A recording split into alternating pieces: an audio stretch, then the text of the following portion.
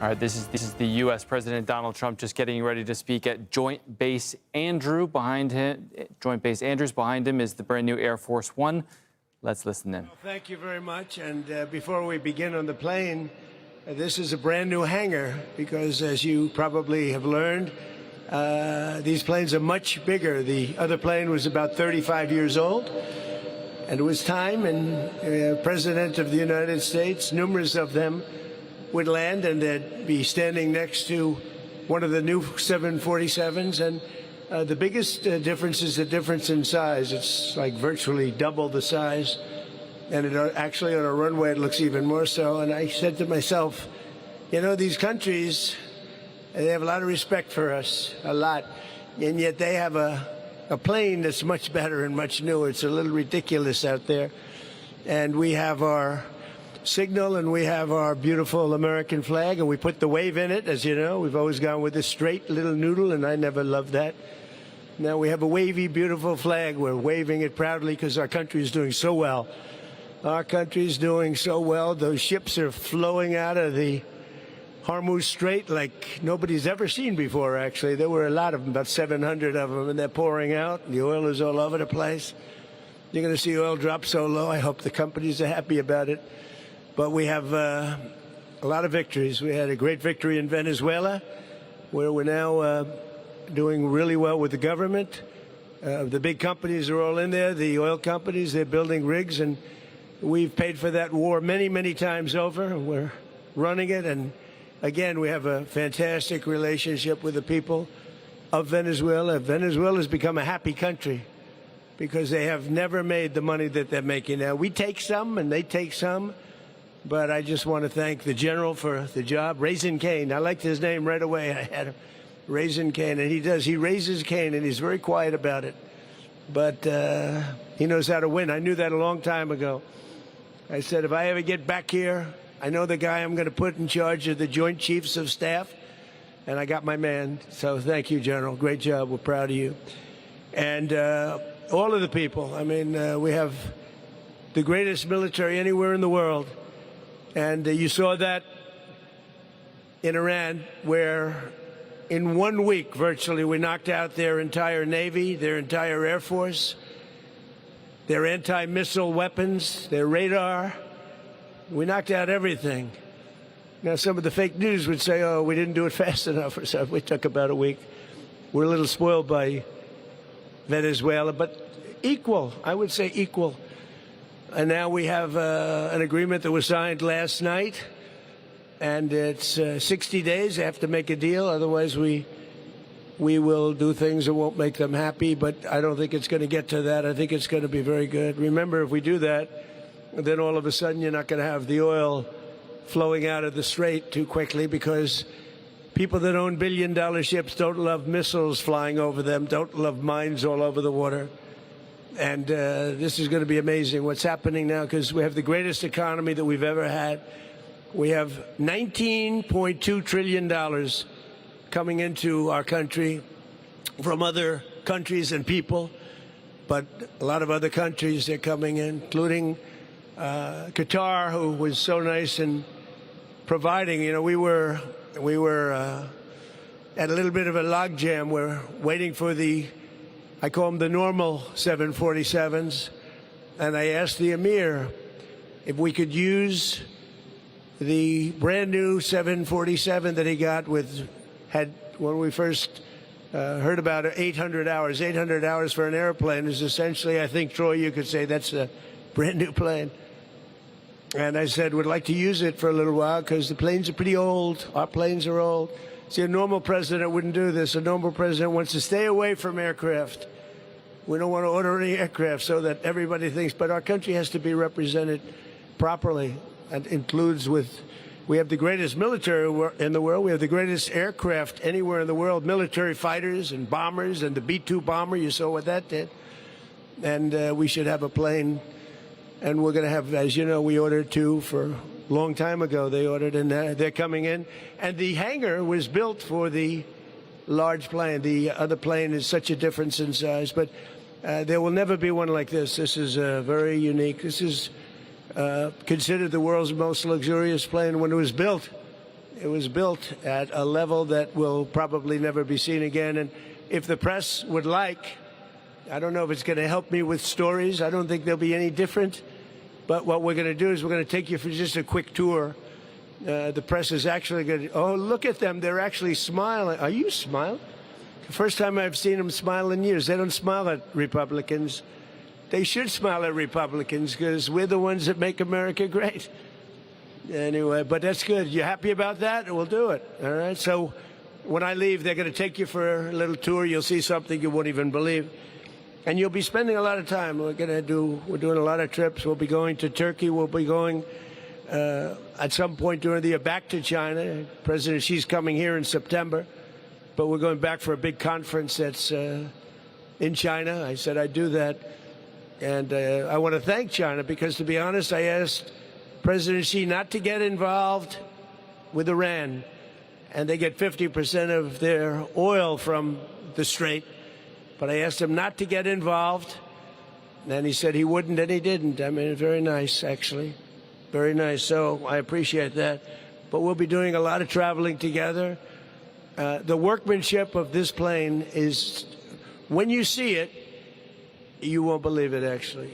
The quality of woods, the quality of the materials, the quality of the engines. These engines are the finest, they're the best in the world. Nothing like it. So it's really an honor, and I want to thank the Emir of Qatar. He's a fantastic guy. He went through a lot over the last few months. He's very brave, as were Saudi Arabia, the Crown Prince, and the King of Saudi Arabia, who's in good health. He's a little older. Got a little bit, I knew him when he was a little bit younger. I've known him all for a long time, but the Crown Prince is a fantastic person. And UAE, Mohammed from UAE, incredible. He's an incredible fighter. They're all incredible fighters. And they fought with us, and they've been loyal to us. And I appreciate it. Also Kuwait, Bahrain, and some others. And obviously we fought very well with Israel. And we've had a great relationship with Israel. We're very formidable. And Bibi Netanyahu, he's a warrior prime minister. And he should be acknowledged as that. They should give him credit, because he really did. We had a very good relationship, General, with all of them, but we really fought hard with Israel. And frankly, I feel that if we weren't around, let's say if there wasn't this presidency, we rebuilt our military during my first term. Some of it was foolishly given away by the Biden administration. Nobody can even understand that, but not much compared, a lot, but not much compared to what we built. And then a lot was given away by Biden to Ukraine, and they should pay for it, meaning the Europeans should pay for it, but that wasn't in the cards for them. They didn't, nobody asked them to pay. All you have to do is say, take our military, just pay us. Just pay us. Nobody asked. I said, why didn't you pay? Nobody asked us to, sir. I was with the European leaders over the weekend. I said, we gave you $350 billion worth of planes, 300 of weapons of all kinds and other things. And they said, why? I said, why didn't you? And he said, well, nobody ever asked us. So we're going to, now they do pay, Europe pays, and we're trying to get that war ended, Ukraine and Russia. I'd like to see it end. A lot of people. Last week it was reported 34,000 people died. Soldiers, mostly soldiers. I've ended 8 wars. I'm very proud of it. But this was the one I thought might be the easiest of all, and it's turned out to be a little more difficult. But we're going to get it done. I want to thank the Secretary of the Air Force, who's a friend of mine. He's highly respected. He's a great guy. He's doing a wonderful job out here. Troy, thank you very much. Troy Mink, thank you very much, Troy. Great job. And he loves it, don't you? He likes beautiful aircraft. Now, we have beautiful aircraft. We have a thing called the F-47. I'm sure you haven't heard of it. But they say it's stage 6. They say it's the greatest fighting machine ever developed, and we'll find out. The F-47. and it's under construction now, and they have the assembly line already working, and it's going to do great. Undersecretary of War Michael Duffy. Thank you, Michael. Thank you very much. Great job. Thank you. And again, the chairman of the Joint Chiefs of Staff, Daniel Kane, who's fantastic. Air Force Chief of Staff, General Kenneth Wilsbach. Thank you. Thank you, Kenneth. The CEO of L3 Harris, Chris Kubasik. Thank you. Great job, Chris. He said they do a lot of the great planes in the world, and he said, we never did one like this. This is something special. Thank you. I heard you were fantastic. Thank you very much. And I also want to thank, I think, a natural-born warrior. His name is Pete Hegseth, and he has done, working with the generals and everybody else, he's a natural, I believe. Well, so far we've been winning all the time. We're not going to lose. He doesn't know how to lose, and he's a tough cookie, and he loved the first day I met him, I said, this guy really loves the military. Very successful, great colleges, went to the best schools, great student, but he loved the military. And I said, I'm going to give him a chance, and he more than lived up to the reputation, so he's great. He's doing a fantastic job. Pete Hegseth.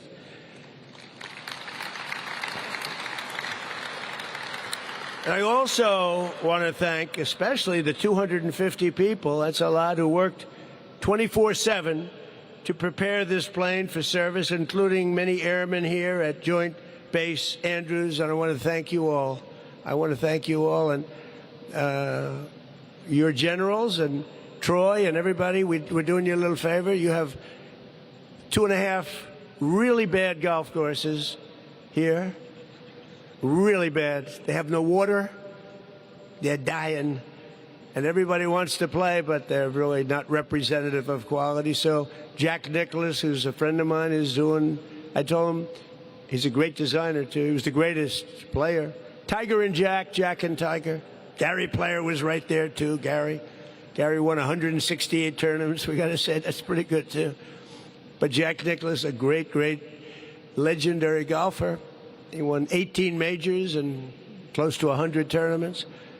And known also, very, very rarely does this happen, known also, he's really become a fantastic golf course designer. He's done tremendous golf course. And I said, Jack, and he loves the military. I said, Jack, would you do me a favor? Take this beautiful piece of land with terrible courses that don't have water, they don't have anything, they have grass that's 400 years old. I said, will you, right? They know what I mean. Give them a really good, give them a world championship course, because the land is phenomenal. The outer fairways, in other words, the area, the trees between fairways are the most beautiful I think I've ever seen, because nobody's touched them in many, many years. And they've just about started construction. You're going to have it very quickly. And you're going to have, I think, the finest military courses anywhere in the world, but they'll be among the best, you know. It doesn't cost much more to make them top tier for a couple of bucks more. And I said, we're going to spend it. So that's our gift, the general, myself, Troy, that's our gift to this, to great place, Andrews. I've gotten to know it. You know, I've been coming here a lot of years now. It seems strange, but we've been coming here a lot of years, and everybody involved with Andrews is a winner. They run this so well and so important. So you're going to have 2.5. We're doing 2 courses and a half for young people, very young people, and disabled. If there's anybody that needs a little help, it's so amazing what they do. And so we're doing 9 holes, and that'll be for disabled, young people. Very, very special. Hasn't been done before. I thought it would be a great idea. But with the extraordinary devotion of many of you here today, this plane was transformed into a flying White House at a level of luxury that nobody's ever seen before. Probably even almost outside of an airplane. It's nobody's ever seen anything like this. And in only 10 months, a time frame no one thought possible. And, you know, they put a lot of things on here that normally you wouldn't do. great protective mechanisms, very, the latest and the greatest in every aspect. But it took us about 10 months, and they did it really professionally. These generals were what they do. And this was this was love, right? This was not your normal general. This was not your normal situation. Come here, I want to shake your hand. You work so hard. Come here. This guy.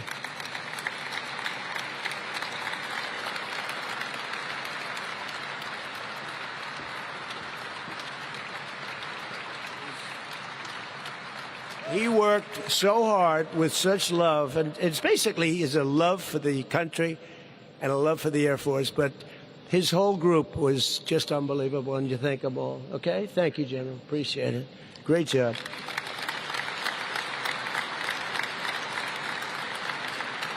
And it was all of the generals. They wanted to do something special. They wanted to get it done for the 250th year, the anniversary. We have America's 250th, and that's coming up in a little while. And I think I can say that we're going to do a flyover like no flyover. This is going to lead a group of many planes. I do love the F-22, I have to tell. Does anybody like the F-22? I love the F-22.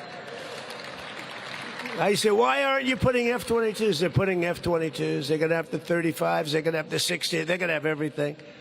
But this will be a flyover on July 4th. I think I can say the likes of which we've never seen before, General, right? Spending a couple of bucks extra for a little fuel. We own the plane, so all we need is a little extra fuel, right?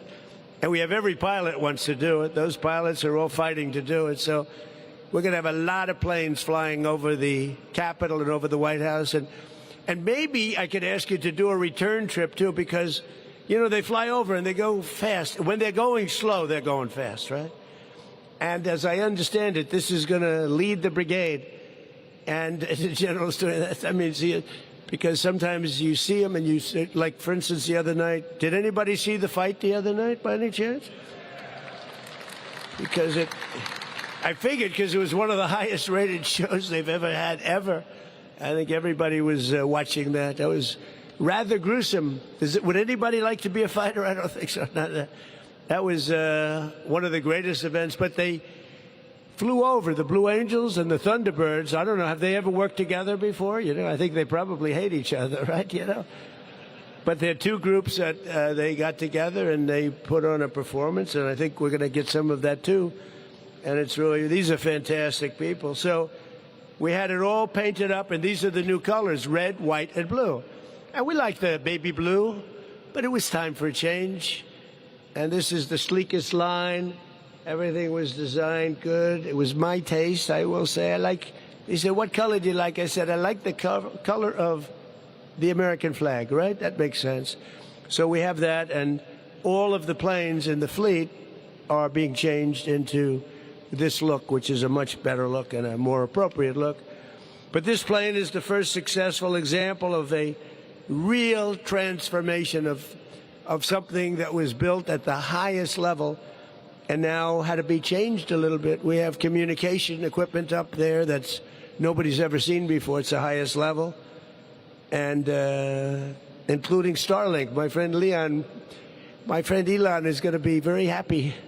But Starlink, and we have 4 or 5 different sets of double and triple communications like people haven't seen, and it represents what can happen with hard work, innovation, and aggressive timelines, because we did this quickly, and yet there's never been communication like is on this plane. Our pilots are incredible. You know, when you fly the president, not me, just the president, but they say there's a rumor that when you fly the president, you have to be the best pilot. So my pilot's very good. Raise your hand, pilots.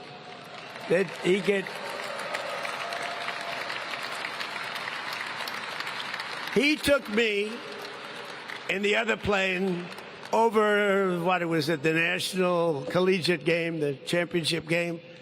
I say, do me a favor, buzz the stadium. As we arrived at the stadium, people going crazy, I said, Captain, I didn't mean you had to go that low, Captain. He seriously buzzed. He even did a little dip right in the middle. I said, what the hell is going on? But no, we have our best Best place, that's the way it should be. Marine One, the helicopters, and the plane. When you get to pilot for a president, that's your best. So thank you very much. Great. We're going to have a lot of fun together. But our pilots, designers, and engineers prepared an aircraft that is the largest Air Force One ever built. It flies further and faster than any Air Force One. Those are the giant engines. Those are incredible engines. It's the fastest. Flies further. You don't have to stop for fuel every few hours. You maybe will never have to stop for fuel. It's got, they call it unlimited. Well, it's pretty close to unlimited, and which is among the most beautiful aircrafts the Air Force will ever see or operate. You'll never have this opportunity again, and I want to thank everybody involved, including Tamim. But every man and woman here today should be incredibly proud of what we've all achieved, because this is representative of our country. Now, when we land at airports in London and in Germany and different places, nobody tops this one, and that's the way we have to have it for our country. Nobody even comes close. So, all right, you were listening just there to the U.S. President Donald Trump speaking at Joint Base Andrews behind the brand new Air Force One that the U.S. acquired from the Qatari government. Notably, he was talking about the Israeli prime minister. He said they had a great relationship. That was the classic Trump weave, sort of alternating between prepared remarks and off-the-cuff remarks, as we've heard so many times. I want to get to Mike Hanna, our correspondent who's at the White House for us. Mike, obviously, you've been listening into that. Has anything stood out to you in what the president has said thus far? Well, very little apart from the hyperbole about his new Air Force One. Interesting, though, was his comments about the Israeli prime minister, given the tenor of the relationship between the U.S. and Israel in recent days, particularly with comments made by the vice president in the past 24 hours, highly critical of Israel for its ongoing operations in Lebanon. But apart from that, President Trump, that was a campaign speech saying of how well everybody's doing, how well the economy's doing, how well his administration is doing, and promising a massive flyover on July the 4th here in Washington, D.C., talking about golf courses. Typical President Trump off-the-cuff comments, rambling from subject to subject, but little of substance in the length, in the content of that particular speech. All right, so we got one ear trained on the President Trump speech, just in case he does say anything of note. But while we are listening to that with one ear, Mike, I want to ask you about the vice president. Yesterday, he said that he was planning to go to Switzerland. It was just a matter of when he would go to Switzerland for these talks with Iran. Do we have any idea, any better idea at this point as to whether the vice president is still going and when that might be? Well, the indications are, yes, that the vice president still will be going for those negotiations to begin. Now, what it appears happened in the course of a few hours last night, the vice president was packed up and ready to go. His plane was waiting at Joint Base Andrews. But then it appears the U.S. was receiving words about the deep unhappiness of the Iranians with those ongoing Israeli action in Lebanon. The message was apparently passed that the Iranians would not be going to Geneva while the Israelis continued those operations. Hence, Vice President Vance called off his trip, or perhaps just delayed it. Now that that ceasefire reportedly is back in place, we're waiting to see what Israel's actions are, as are the Iranians, and indeed as is the U.S. administration, because before they've even begun, these negotiations threatened by Israeli operations in Lebanon, and this accounts for the fury of the Trump administration in recent days with Prime Minister Netanyahu for effectively sabotaging this tenuous negotiation process which was about to begin. But what we are hearing is that as soon as the Iranians are satisfied with the Israeli posture in Lebanon, or Israel being out of Lebanon, then they will travel, the vice president will travel, and those negotiations finally will formally begin in Geneva. All right, Al Jazeera's Mike Hanna for us there on the north lawn of the White House. Mike, I know you'll continue to keep tabs on the president. Please keep us posted on that.